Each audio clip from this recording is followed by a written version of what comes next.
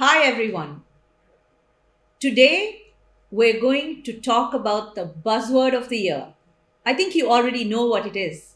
AI, AI, AI. In today's session, we're going to be looking at how we can all decode AI and use it effectively in our lives and in our jobs, especially when it comes to marketing. We're not going to be dwelling on fearing AI for loss of jobs or replacing people. In my view, human intelligence has been around for thousands of years, so nothing's really going to replace that. But today, we're all able to leverage AI to take our lives a notch or two up, so we're able to scale our capabilities in a matter of seconds.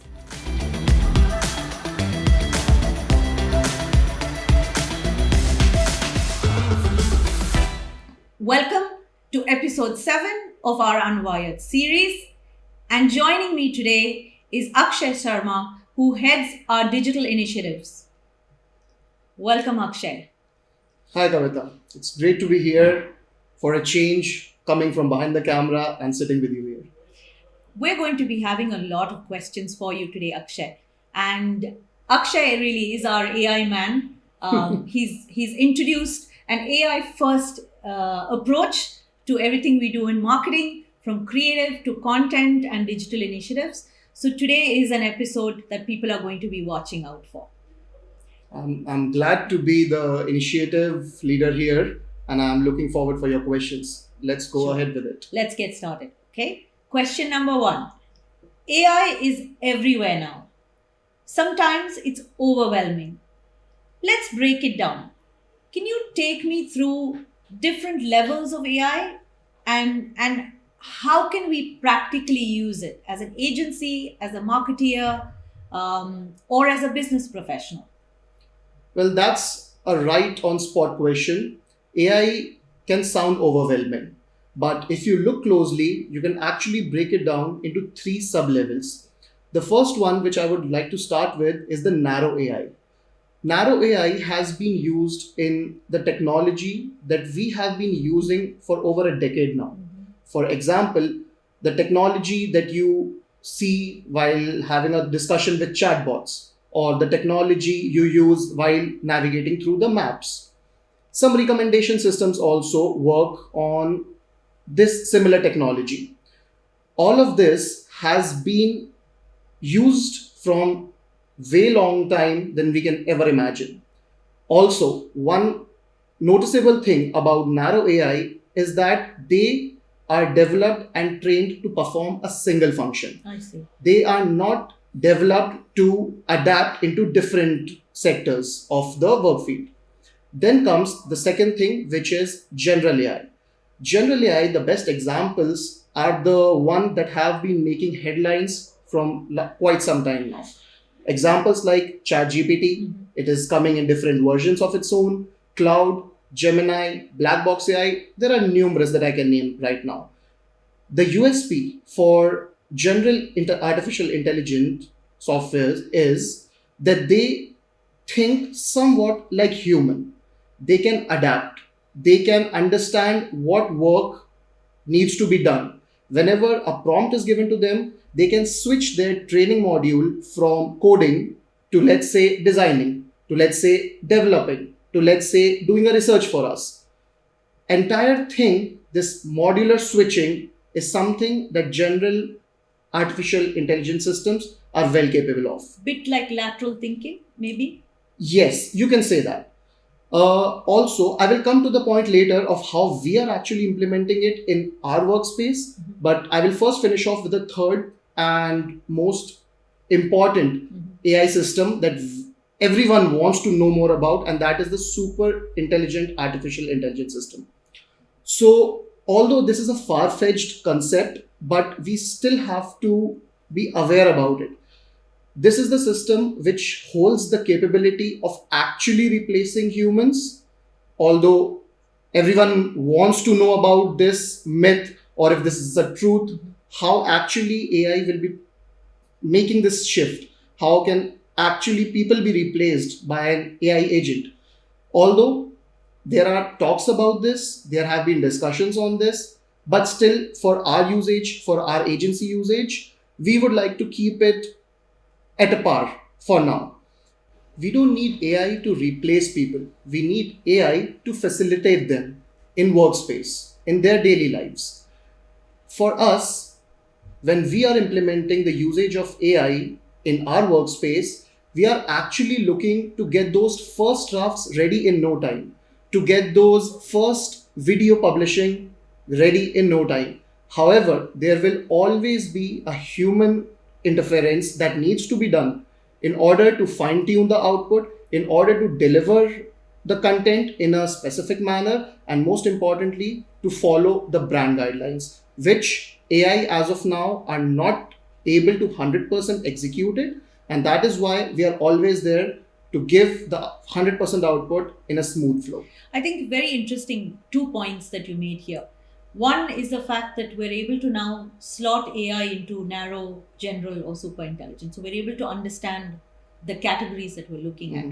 And the second thing, the fact that you said that it's about using AI to get the first phase right.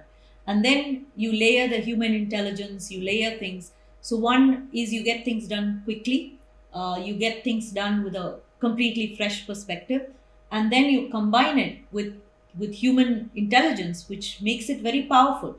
So, I think very interesting, Absolutely. Yeah. examples of how we can really mix AI in our world today. So, next question again. I think Akshay, you're going to get all the questions that's on people's minds today. I'm willing to answer that. We're all talking about AI tools, Mhm. and for general users and marketers, what would you say are some of your top picks? And maybe relate them to how we as an agency have been able to use these tools differently. Okay. I can go with a clear cut and easy approach on how do you get started with AI. The first thing for any brand, specifically if you're talking about from the marketing perspective, let's say it's us, our groundwork starts from researching. We have to research about the content. We have to do a quick research about what exactly is trending, what the market competitors are doing. And based on that, the first step to the AI introduction is using ChatGPT. There could be multiple reasons for that. First of all, it's an open source platform. Secondly, it's free to start with.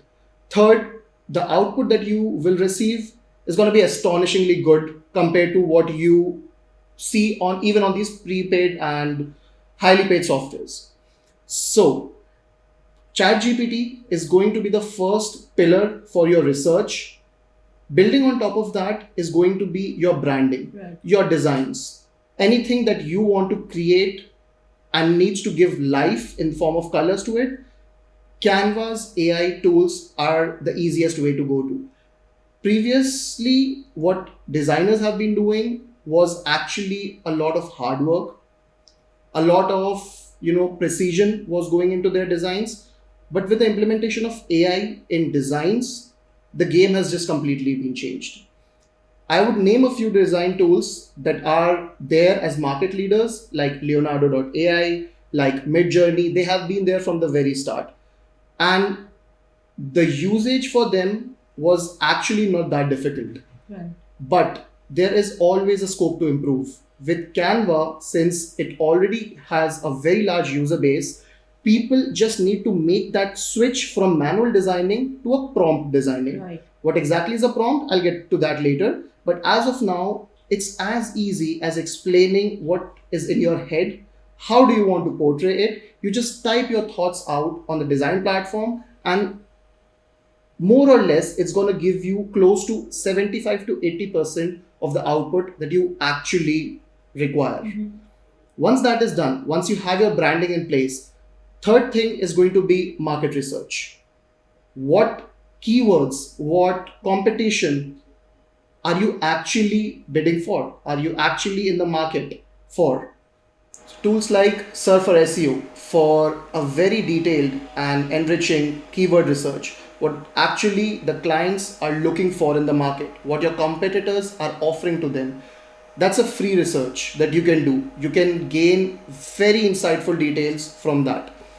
Once you're past that step, maybe use a tool like Notion.ai. Notion is an excellent tool to keep your things in place, to get that notes in proper order, to take information whenever it's required right there on your fingertips. So a combination of these things, I can go on and keep giving you examples of thousands of AI tools that has been in the market from last 1 or 2 years. But if you want to start out, a combination of few selected ones is going to give you such a major head start that you are not able to get 3 years from now, 3 years past. Right. So, this is my approach whenever we start out with something, a new project, or maybe let's say a new mission when it comes to acquiring new clients. And this has always been the practice from last 2 years since we actually got AI in full-fledged work mode with our team members. Also, here I want to sort of give people some use cases, right, of how we've used it. Earlier, we would write scripts, for example, for interviews like this, or you're writing out a blog. Today, I think the team is taking what they've written, for example, and putting it through an AI tool, and it's giving them an enhanced version and saying, hey, you can actually pick these kind of things. This will work for the industry. So it's doing that. So you're getting your own work, but in an enhanced way. Another very good example would be a recent video editing job that you and the team executed, where we had people who took videos of themselves presenting, but had a lot of issues with camera and eye contact. And you actually, you and the design team worked to use a video tool that would seamlessly correct this sort of eye contact, and it was completely unknown to the viewer that this was done. So these are interesting ways to take something and then make it completely look better. Absolutely. We have actually made use of two very nice AI tools in last couple of months. But this video should have been sponsored by them since I'm going to speak very highly about it. But yes, so the first tool, the video editing tool that we utilized was for one of our webinar campaigns for a big brand.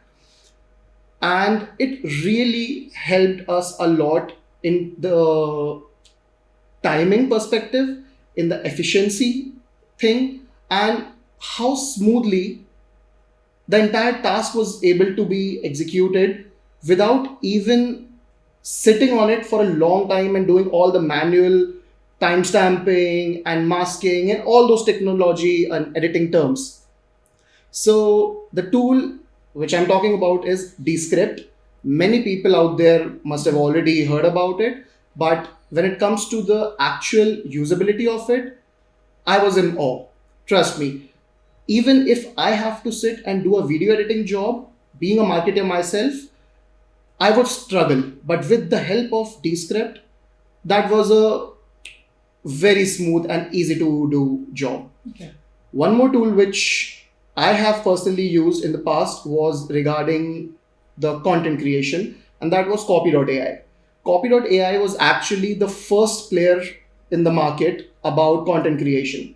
So when I was starting out and I wanted to write those extensive, informative blogs, Copy.ai was always there to give me a hand with all the terminologies being used absolutely on point.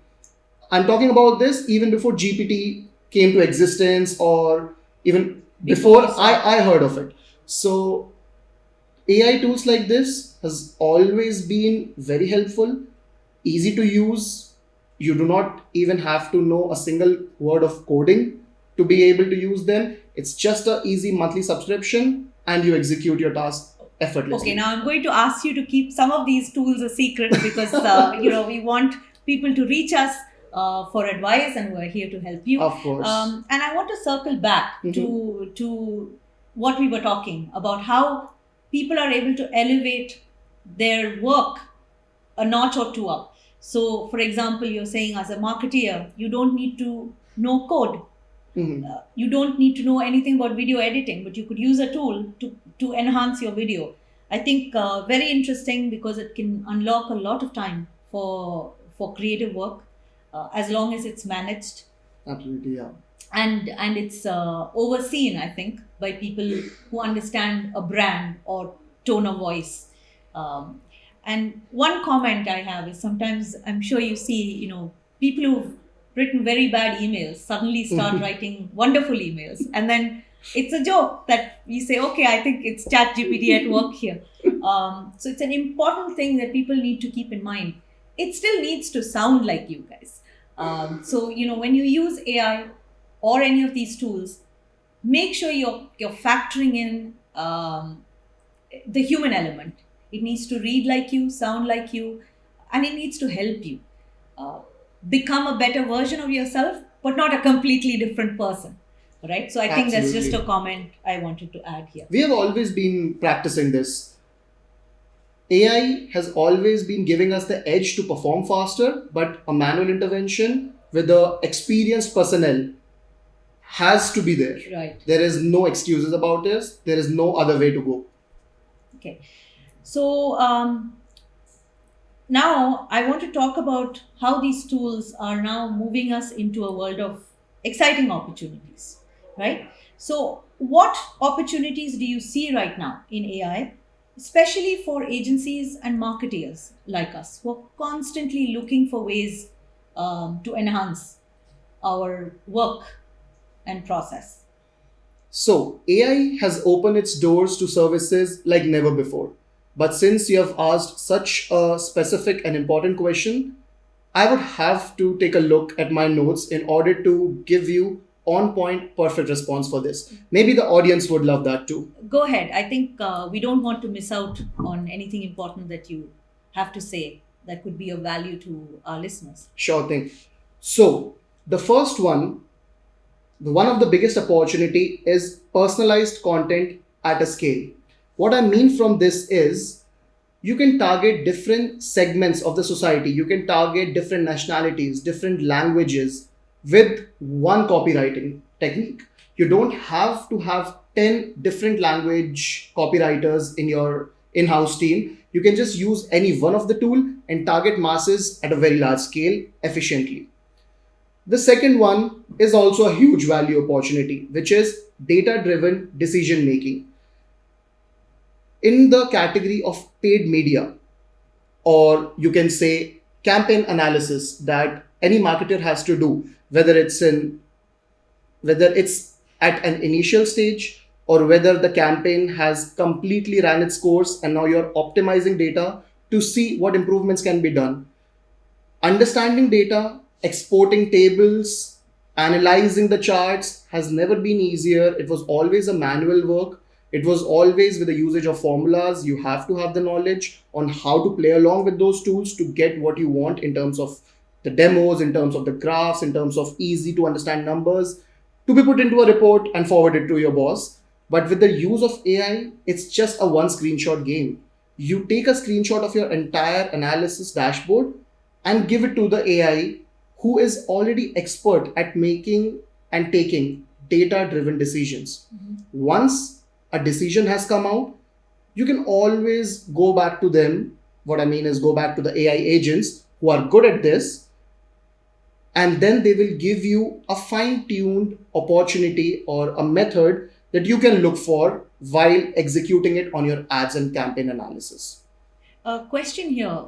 So, which means, when you use these analyzers, I think it also gives you the opportunities to input data in different formats, right? So, if you're someone who's working on fairly basic documents, for example, or maybe you're using Excel, so it gives you the option to input these things as well, right? So it can pick off that data and represent it to you. So there are two ways about it. As of now, since AI has gone way stronger than it was before, there are multiple plugins and attachments that you can directly connect it to your Excel workbook, Right. or maybe you can work on Google Sheets. I'm just giving one or two examples on the things that I have been using, which has made the work seamlessly practical. So, yes, the moment you put in your data, the results are going to come out. Whichever value you want to change, you can go along with that. The more values you give, the better outputs you receive. If I have to put it in a simple word, The answer to your question is yes. There's always a variable aspect which is open for taking input and then giving appropriate output.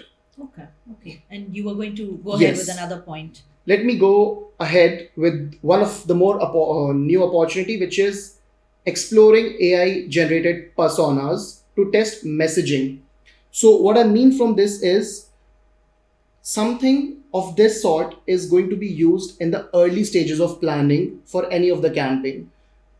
While you're running a media buying campaign, or while you're going through an SEO strategy, there are always AI tested personas out there who are going to respond back to your campaign very close to a human, in a very Okay. close manner. So you don't actually have to go out and implement the strategy in a real life scenario. Rather, you can run a demo version of it, get it tested through these AI driven personas, and get the update without even spending a dime. That way, your target market is hyper targeted, it's like sensitive. You understand how you're going to play when you're going to go live.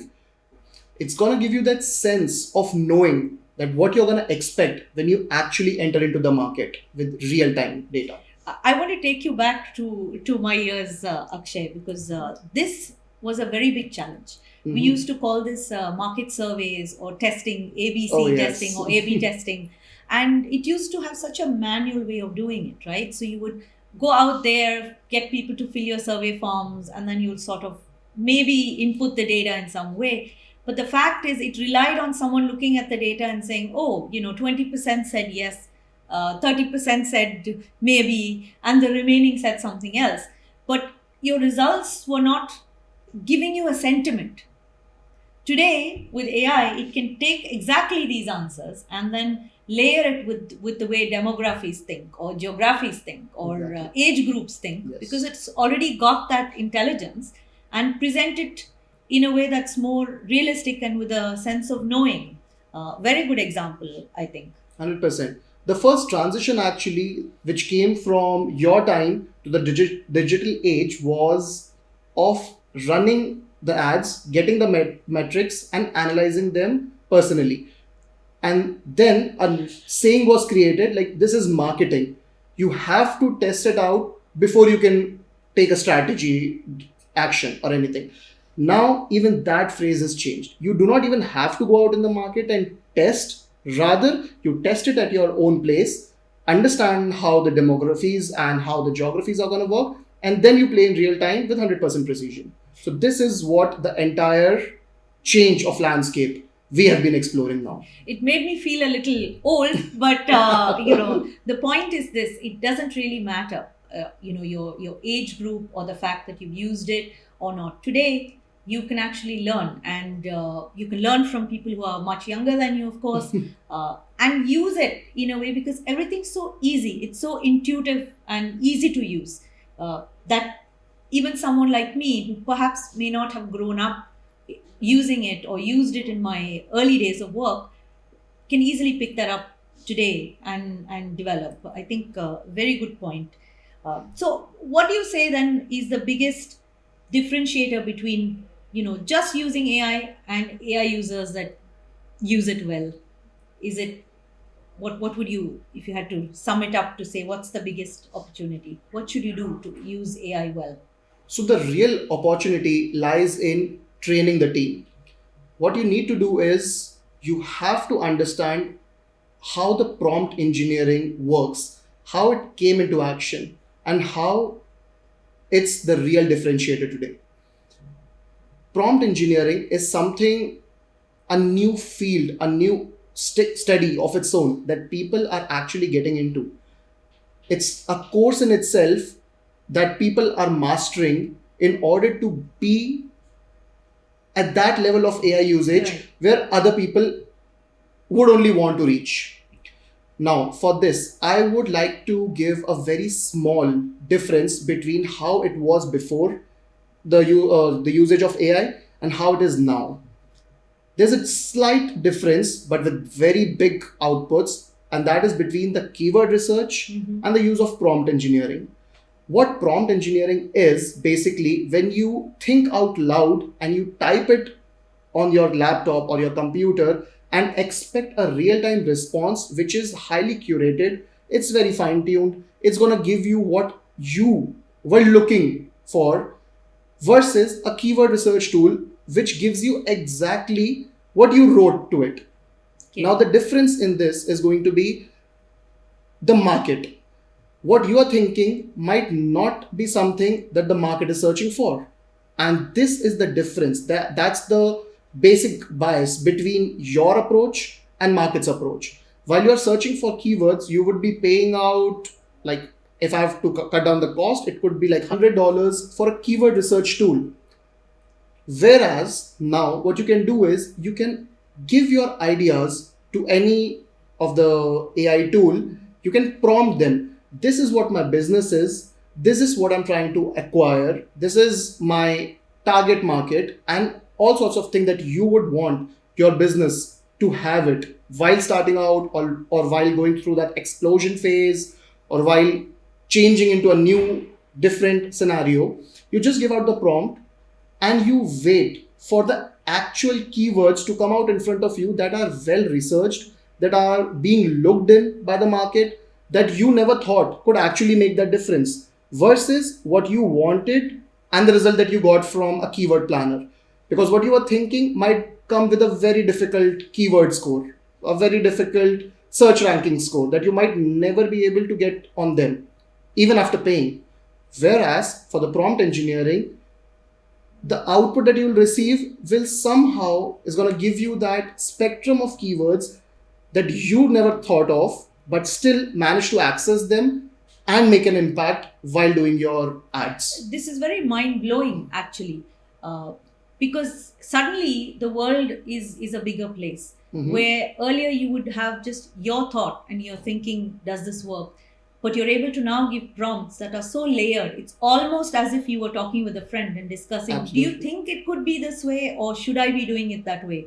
And if you actually built a prompt that has these nuances and layers, it's going to give you a completely different view, right? Absolutely. Sitting there right at your desktop, or at your desk. Yes. Excellent. So finally, I think we're going to the last part of the conversation, to address this whole hype. And when there is hype, there's also fear. But Akshay, you'll agree that we chose to not go down the fear path, because I think none of us feared that we wouldn't have our jobs because of AI, but we said, let's be adopters, right? So I want you to really talk to me about, so what's the right mindset that people should have when adopting AI, so that we overcome, baseless fears and challenges, to actually deliver a completely new world. I can start with the real life example that we faced in our company. Since I was an early adopter of AI, and I really thought that this could bring the change that we were always looking for in order to speed up things, in order to, automate things. Since I was the first one of it, I tried preaching about it to my colleagues, to my managers, and there was a mixed reaction which I received. I received a very positive, a hyped up response, let's say from my designer. So he wanted to know more about it. He wanted to be working on it alongside me in order to get the real benefits right there on spot. Whereas I have also seen people who wanted to keep their originality in place and not be disturbed with the usage of AI. So I was actually in a place of dilemma whether to opt for the change or to go with the originality. Then there was one line which I really liked, and it was something which tells me that AI cannot be the disruptor.